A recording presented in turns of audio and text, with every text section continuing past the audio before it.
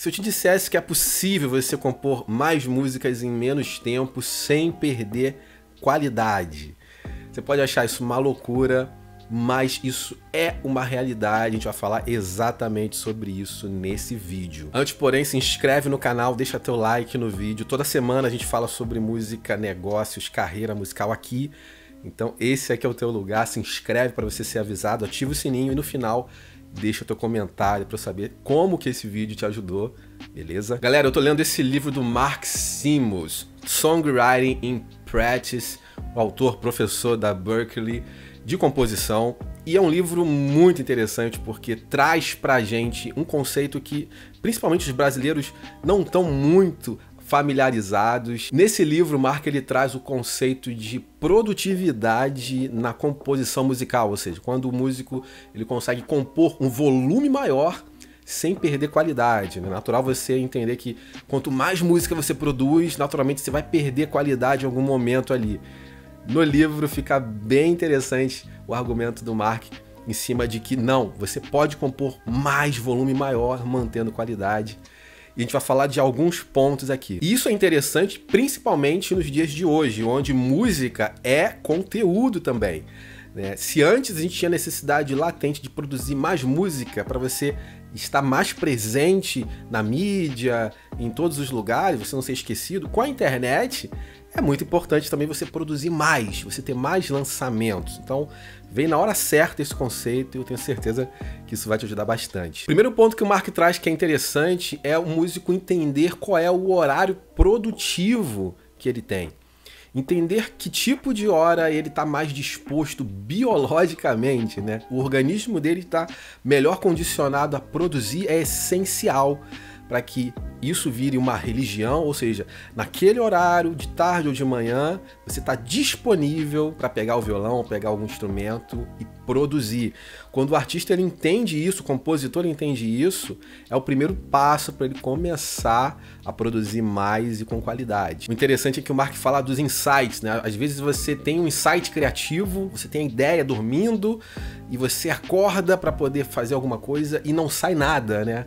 Porque justamente no momento que você teve a ideia, você não está disposto, né? Organicamente, você não está disposto para poder expor aquilo, trazer para o mundo real, físico aquilo, né?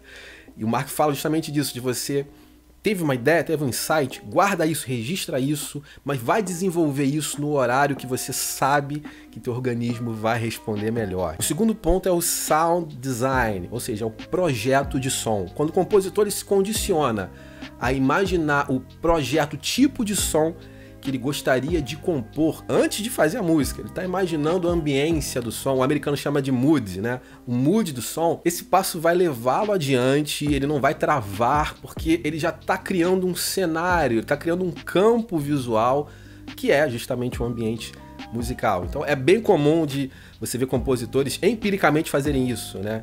Pô, eu tô pensando em criar uma música estilo folk, ele tá com uma sonoridade folk na cabeça e ele gostaria de fazer uma música nesse sentido, né?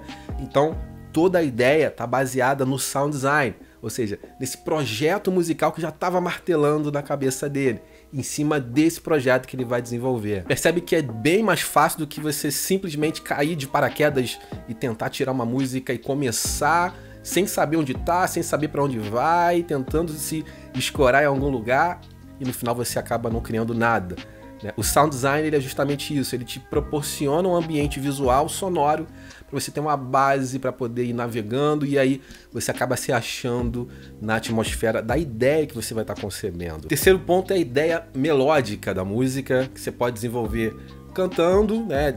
É a forma mais comum, cantarolando, ou às vezes criando uma progressão harmônica, né? Bem simples. Em cima dessa progressão, a própria progressão de repente já te oferece uma linha melódica, mas tendo sempre em mente a curva que uma canção popular, ela acaba sempre obedecendo, que é essa que você está vendo aí, né? Você tem a introdução, né? Que é quando a música é exposta, exposition, né? Você tá vendo em inglês aí. Depois que a música ela é exposta, ela é introduzida, ela passa por uma etapa de crescimento, né? Ela vai crescendo e vai ficando mais forte até chegar no clímax, ou seja, o refrão, enfim, a parte mais chamativa da música. depois aí, naturalmente, ela começa a cair até ser concluída, ter o fechamento. Então, você, obviamente que na parte melódica, você já desenha a melodia, né, cantando, ou através de progressões instrumentais que você vai fazer, com essa base, né, com essa diretriz. E um outro ponto interessante são as letras, as composições de letras, e a gente tem dentro do livro letra como organização de ideias, tá? O que são letras? É a organização das ideias que você teve, mais em forma de letras. E para criar uma boa letra, como a gente falou que letra é conjunto, é organização de ideia, né? É bem interessante quando o compositor ele consegue organizar essas ideias e faz o cruzamento dessas ideias. Para organizar essas ideias, eu vou te mostrar esse diagrama aí que você está vendo, inclusive. É o diagrama onde você vê os 3 principais pontos de organização: contexto, experiência e intenção. O contexto é a visão de entendimento da maior parte das pessoas, ou seja, assuntos que dizem respeito à maior parte das pessoas são temas contextuais, tá? Se você pega um tema que é muito específico, fica difícil de você trazer para um contexto mais amplo, mas se o teu foco é falar com um nicho, maravilha, né? Mas é bem interessante você trazer temas que sejam de visão ampla, que tenham um contexto amplo, né? Um outro ponto é a experiência. Então, quando você traz assuntos que de alguma forma você tem alguma familiaridade, você viveu aquilo ou você teve alguém que viveu, isso é importante. E a intenção, né? Que tipo de intenção você acha interessante trazer para essa música? Que tipo de intenção? Emocionar? É fazer a pessoa rir, chorar? Então, é bem bacana quando o compositor ele organiza as ideias baseando-se nesses 3 pontos: contexto, experiência e intenção. Vou te mostrar alguns exemplos na próxima tela. Por exemplo, exemplo de ideias de contexto, né? Morte de um amigo, acesso à internet, política, são ideias de contexto, né? Ideias que trazem uma experiência. Perder um amigo, você perdeu um amigo, você odeia a internet, você brigou por causa de política. E intenção, que tipo de intenção você acha que seria interessante trazer para essa música?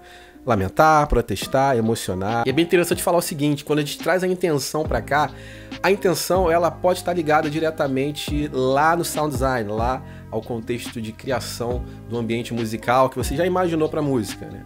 Normalmente as músicas, o contexto musical ele já evoca uma intenção, né? Pode estar ligado ou não também, mas é muito comum você ver uma ligação entre esses 2 termos. E a ideia ela nasce quando você une pontos dentro desses diagramas aqui e forma ali uma congruência, como você está vendo aí inclusive, né? Você tem ali a ideia de contexto, morte de um amigo.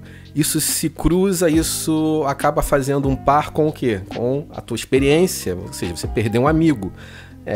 E a intenção, que tipo de intenção essa música ela pode estar passando, de emocionar. Então, você já tem uma ideia de letra ali em cima dessa organização que você fez, né? Você sabe que pode criar uma música contando a morte de um amigo porque você viveu isso e a sonoridade da tua música ou a intenção que você quer passar já está ali exposta, que é emocionar. Bem bacana falar sobre isso. Songwriting, composição, é uma matéria que o brasileiro precisava estudar mais. A gente é bastante criativo, é mais criativo do que os outros povos, mas no Brasil a gente tem uma grande dificuldade de estruturar o pensamento, de colocar de forma didática isso, entender os passos, para fazer com que isso se torne mais produtivo. Se você tiver interesse, compra o livro, é muito bacana e mergulha nesse assunto, tá legal? É isso, espero que você tenha gostado desse vídeo e eu te vejo em breve, então, no próximo. Um abraço e tchau, tchau.